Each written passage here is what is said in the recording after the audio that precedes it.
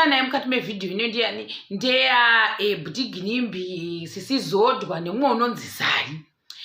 Sizodwa nemunhu unonzi Zari vabuda vari panzvimbo ndofunga vachiradzira kuti apa ndo pakaitikira accident yaButiginimbi. Saka inini Sizodwa ndimozvati kuti first yavo ndasikasi kuiziva kunyatsa kuiziva chaiko chaiko ndaita zvekungoiwonera kure. Saka nhasi ndopata zoona kuti ndo Sizodwa vacho ava ndokubva ndazoona unonzi Zari. Kati who is this yellow person? Kuti vakatsvuka munhu iye ndasati mumuziva hanzi ndiye Zari. Indikati saka Zari unoimba here, Zari unoitei, maona manje kuti ndati ana hanimuzivi, Zari hanimuzivi. Ndokubva zvanzi namwe friendship goes. Saka kuti munhu wekuSouth Africa Zari wacho ndeuyepi Zari iyeyuyu, kana even uye anga akabata naye muchiuno make haiye ise yechiZimbabweni, ngokuti muZimbabwe tine kana tobata chiuno toti kwi chiuno kudai so iya handina kuinzwisisa style yacho yanga yakaita ipapapa. Zvikanzi wakati azviremere kuendapo zvikanzi no, these people hamunyatsikwaziva ma-friends for life.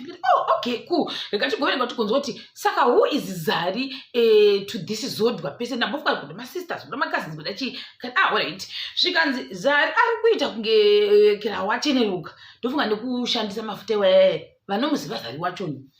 Zvikanzi we are saying the same thing, we are worried. Vari worried neskin yemunhu zvake akadza zvake zvikumitira. Zvikanzi love this good friendship vamwewo zvakare. Zvikanzi true. Vamwe ndoti ndivanani ava ishamwari dzani itai gagaga kuitira isu vemujecha. Like I said, titori mumwe chete, tiri muchitima chimwe chete. I didn't also know kuti who is Zari. Zvikanzi Zozo waButiginimbi and Zara her best friend. Zvikanzi Zara wekupi, Zari weku-Uganda but anogara ku-SA. Vamwe ava. Zvikanzi zvakare nevamwe vachiyekerera zvikanzi no, Zari ex yaDiamond uya Platinum ndo Zari uyu. Kuti ndo first wife waiva naDiamond here ndiye unonzi Zari wachoni watuta nezvapapapa. Indasatozivi ndaziva mucomment section kuti ndo Zari wachoni wavari kureva iyeyi. Zvikanzi it's Zara friends yaZodwa, handisi kuti angada kuti zvikanzi mbinga hadzika idzi Zari aiwirirana nani zviya nevamwe vangu vachiconfuse kuti saka ari kuitei apa kana aiwirirana nani. Zvikanzi yaita good friend nekuda kwei ndiva nani apa. Zodwa and Zari the boss lady. Zari the boss lady. Now this right here is what we call friendship goals. Zvikanzi namwe hatisitega tisiri kuziva.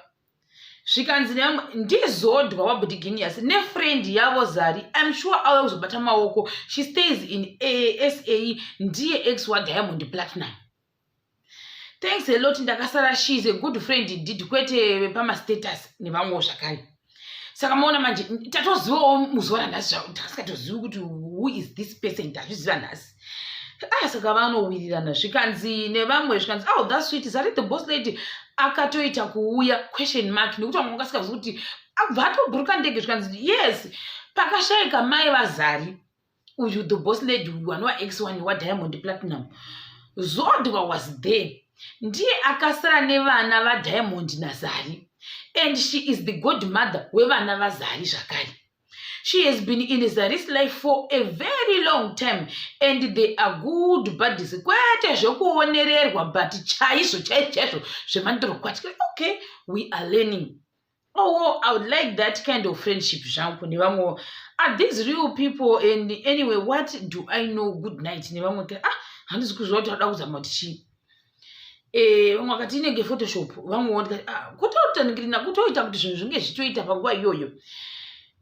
Vamwe ndokuti zvakare vamwe vakatanga kukomenda zvavo vakati no, Zari and Zozo are tight friends manje nevamwewo zvakare. Vamwe vakatanga kuti hanzi kudiwa mari. That's so sweet of Zari kuuya kuzobata maoko. That's nice. Zari anoekera vanhu vangonyanya kunyanya kuti nyaya yeskin yaZari wacho nevamwe zvakare hazvina kushata. Tinenge tichingoonawo. God, I am ready for rich friends. Ngavauye zvavo kuno nevamwewo zvakare avo. Mbinga rese dzakagohwesa bhora nevamwe zvakare ivavo vanga vachidero. These ones are what you call real friends. Tobva ipapo manje todzokera kune zvandaona paarticle The Herald Zimbabwe, the one and only verified page rine blue tick. Ndoda kuti ane zvaro. the Herald Zimbabwe vanoda kuona nyaya yese vanotozvionera ikoko. In case maverengera ndachaita zvandaona mukati mearticle munogona kuzvazviwisisa. Asi nenge nhau yewiri ndo handisi kuti iri kunetsa here kana kuti iri complicated here kana kuti it was not signed. Ndo zvatichaverenga pano. Kana munoda kuzonyanya kunzwa more details munoenda kupi kuThe Herald Zimbabwe. Mona manje akune vanonyora zvemantiro kwati vanhu kuHerald. Kinimbi estate fraught with the complications. Vanonyora chirungu vanavo. Ndobva ndachirenge tinoverenga. Munhu unonzi Daniel Nemukuyu ndiye wadi wakanyora ndofunga investigations editor. Ndo story munhu iyeyo nechinzvimbo chake kuHerald Zimbabwe. There may be complications and delays in winding up the estate of late businessman Guineas Ginimbi Kadungure as the will submitted this week is unsigned. With the Master's Office and the High Court now calling a meeting of family members and other potential beneficiaries for next week to sort out the way forward and deal with the administrative details such as the appointment of the executor. It is understood, although this cannot be confirmed, that the bulk of the estate, including the business and Dombosha Mansion, are to be assigned to a trust under the unsigned will, although there are individual beneficiaries, including, it is said, someone called Kitty Cat, who is the listed heir of Kadungure's Lamborghini vehicles. Now, up comment section, who is this Kitty Cat? Who is a Kitty Cat? But now, but Kitty Cat, Kitty Cat. I don't know. The will would probably make it clear who would be sharing the revenue from the proposed trust, as well as who would be the trustees, or at least how these would be appointed. Generally, the wishes of the dead person expressed in a will are followed. Although the law makes provision for the continued maintenance of those being looked after by the estate before the death, along with other concerns. The picture collage shows Genius Kadungure Bosha Mansion and his fleet of fast and expensive cars.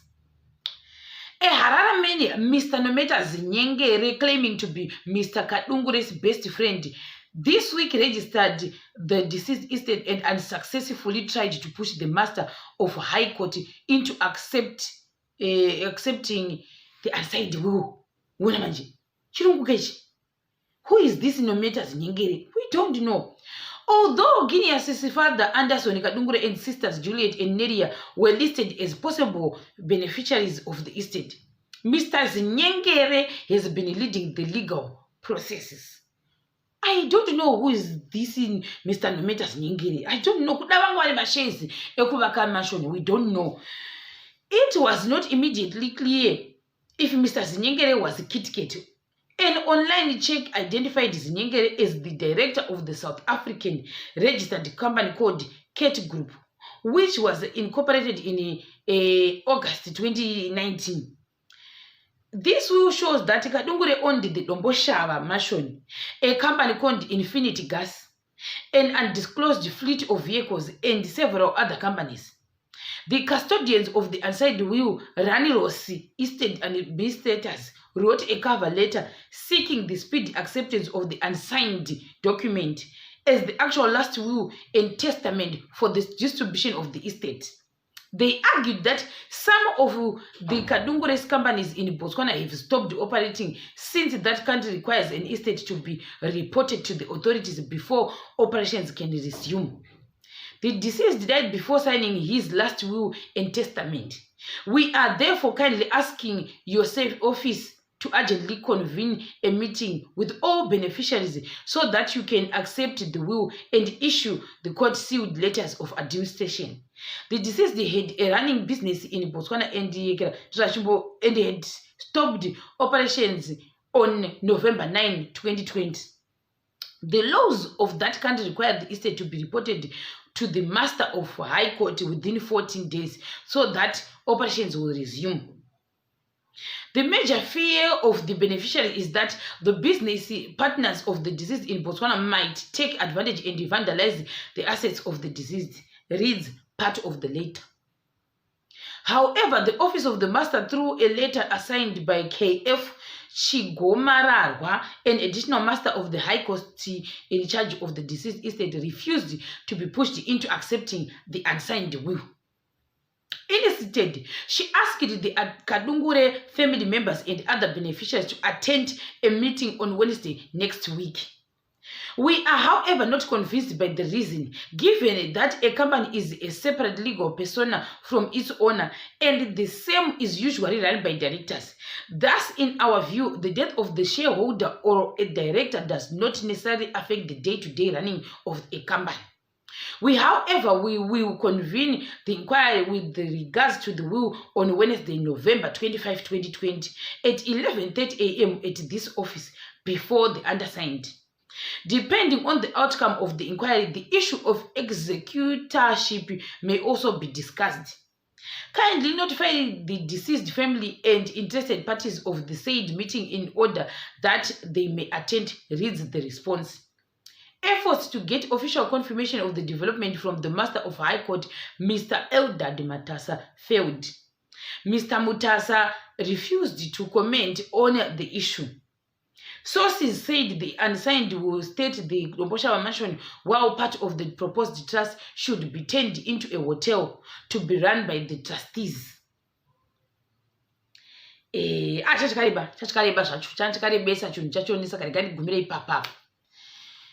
Oh yeah, zvikanzi nevamwe. Oh my god, kuma comments. Kitiketi ndiani yeye hope hasirimo. Ndevamwe wavo vakati, who is this a Kitiketi? Zvikanzi aiwa ifriend yake from way back. Anonzi Kitiketi ushu. Akati hazvina kushata. Kana pasina signature is invalid. Ndevamwe wavo.